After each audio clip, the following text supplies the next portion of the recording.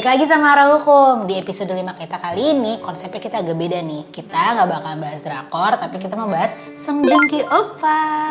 Ya nih, kita masih sama-sama belum bisa move on dari drakor Vincenzo ya, Yor. Banget, ini udah mau 2 bulan ya, 2 bulan ya, aku gak ngerti lagi gue, masih belum move on. Bagus banget sih emang tuh drakor. Nah, gue jadi kepikiran nih gimana kalau kali ini kita bahas tentang Song Joong Ki Oppa. Apalagi dia baru comeback kan lewat drakor Vincenzo. Jadi lagi hype lagi lah si Abang. Iya nih, kan heboh juga tentang Jipu lagi couple slash Chensha couple. Banyak juga yang nge-ship, termasuk gue. Nah, Song Joong Ki sama Jeon Yo Bin kan, aduh emang love banget sih mereka. Terus kayak aura-auranya ada sparksnya gitu. Chemistry mereka juga dapat banget sih. Kayaknya beneran deh tuh berdua saling suka, ya Allah, gemes banget abisnya. Sekarang tuh jadi banyak banget yang nge-ship, dan kalau gue lihat di Instagram nih, tapi cek di Twitter, tapi gak bisa lepas lah Song Joong Ki ini dari history Song Song couple. Masih inget gak nih Cek sama Song Song couple yang kawin di 2017? Inget lah, waktu itu kan sampai ada trending worldwide-nya gitu, dan ada hashtagnya Song Song couple wedding. Nah, jadi pasangan ini sebenarnya udah dapat award nih dari KBS Drama Award sebagai best couple karena performance-nya di drakor Descendant of the Sun. Jadi ketika mereka beneran nikah, ya seneng banget lah fansnya karena banyak yang nge-ship mereka gitu kan. Iya, tapi jangan sampai berantem nih ya, Yorobun yang masih ngeidolain Song Song couple dan juga yang sekarang nge-ship Song Joong Ki sama Jeon Yo Bin. Sweetie? 달링. Walaupun beda format, tapi tenang geng, kita tetap serius tapi santai kok. Jadi selain belajar hukum lewat drakor, kita juga explore nih belajar hukum lewat kejadian yang dialamin sama aktris, aktor, dan idol favorit kita di kehidupan nyata. Betul, artis juga manusia ya bun, nggak bisa nih ngehindar dari urusan hukum, malah bisa jadi urusannya lebih ribet dibandingin kita ini yang rakyat jelata begini. Bener nih, contohnya Song Song couple ini. Jadi kan total pernikahan mereka itu selama perkiraannya 2 tahun atau 20 bulan. Nah, gue sebagai fansnya sedih banget sih. Jadi di Juni 2019 mereka tuh sepakat untuk berpisah. Dan Song Joong Ki Oppa melalui lawyernya, dia kasih statement nih, dia menggugat cerai Song Hye Kyo. Kabarnya aset bersama yang mereka miliki itu senilai 100 miliar won atau setara dengan 1,2 triliun rupiah cuy. Gile, tajir betul. Katanya sih itu aset bersama itu mereka dapat dari endorsement, dari iklan, dari properti-properti yang mereka punya. Terus katanya lagi nih mereka punya rumah di Itaewon yang tadinya tuh mereka mau tempatin setelah mereka nikah, tapi sayangnya mereka udah cerai duluan sebelum mereka tempatin itu. Nah, dari Song Song couple ini kita belajar kalau ternyata aset bersama itu menjadi salah satu permasalahan utama ketika perceraian, terutama kalau pasangan itu nggak punya perjanjian pranikah atau bahasa kerennya prenuptial agreement. Terus ditambah lagi nih, misalnya pasangan yang melakukan perceraian itu nggak bisa menyelesaikan secara damai, wah kacau sih. Kalau Song Song couple kan di Korea, gimana ya kalau di Indonesia?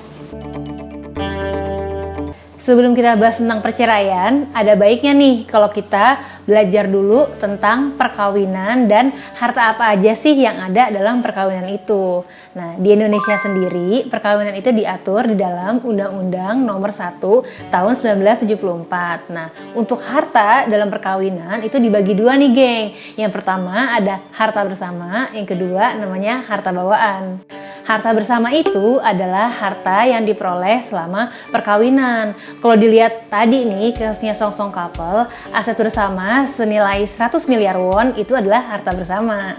Nah, kalau harta bawaan adalah harta yang diperoleh sebelum pernikahan atau bisa juga nih hadiah atau warisan, kecuali kalau pasangan itu menentukan lain ya. Nah, maksudnya menentukan lain tuh gimana? Kalau pasangan itu mengatur berbeda di dalam prenuptial agreement-nya. Sekarang kita bahas prenup agreement ya geng, disingkat aja nih biar gampang ingetnya. Di Undang-Undang 1 tahun 74, prenup agreement ini disebut perjanjian perkawinan. Dulu nih tadinya perjanjian ini disebut perjanjian pranikah. Kenapa? Karena awalnya perjanjian ini harus dibuat sebelum pasangan itu menikah. Tapi sejak keluar putusan MK tahun 2015, perjanjian ini boleh juga loh dibuat dalam masa perkawinan. Kalau kita pelajarin dari kasusnya Song-Song couple, mereka itu kan ada nih bagi harta gono gini. Nah, curiganya sih kalau kondisi seperti ini mereka tuh nggak ada prenup agreement-nya. Nah, kalau nggak ada prenup agreement-nya, berarti harta yang mereka dapetin setelah perkawinan ya harus dibagi-bagi karena itu kan harta bersama. Bedanya kalau ada prenup agreement, mereka bisa aja nih ngatur di awal harta mana aja yang jadi harta bersama misalnya. Atau mereka sepakat juga nih semua harta yang mereka dapetin masing-masing ya itu punya masing-masing. Kalau udah janji gitu, kalau cerai jadi nggak perlu lagi nih bagi-bagi harta gono gini. Ini salah satu manfaatnya geng, menghindari masalah perebutan harta yang muncul ketika perceraian terjadi. Karena harta yang diperoleh pasutri selama masa perkawinan akan menjadi milik masing-masing. Sayangnya nih di Indonesia belum lazim nih pakai prenup kalau orang mau kawin, masih tabu banget. Apalagi kalau ngebahas aja tuh kayak masih tabu banget gitu. Padahal sebenarnya prenup ini nggak melulu untuk jaga-jaga kalau mau cerai loh, banyak banget sebenarnya manfaatnya. Contohnya nih kan kalau nggak ada prenup ya, harta pasangan itu kan harta bersama.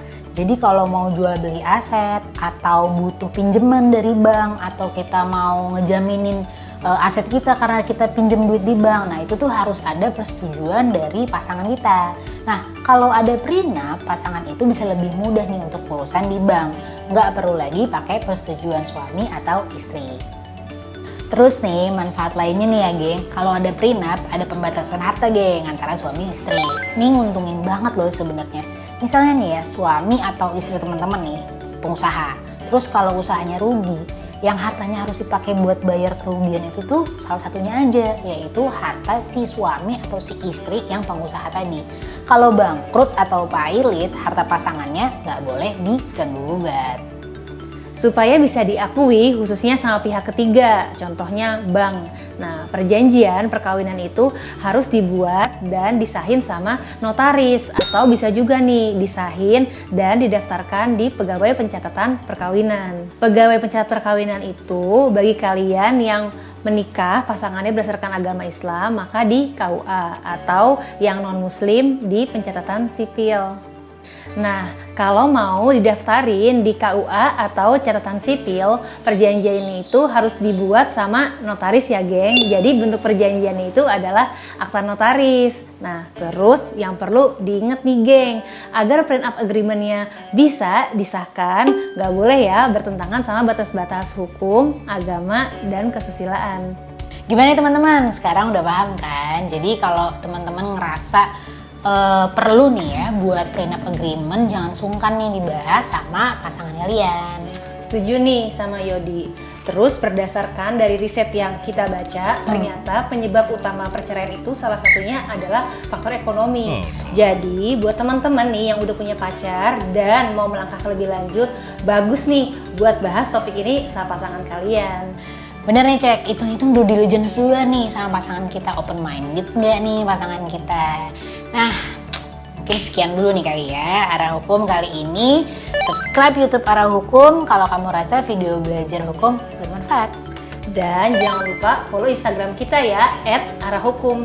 Semoga belajar hukum sama kita jadi lebih paham nih sama hukum dan buka wawasan kalian tentang ilmu hukum tentunya. Betul, sampai jumpa lagi nih di episode kita berikutnya. Makasih banyak yang udah nonton. Kamsahamnida ya Robot. Grazie. Grazie geng.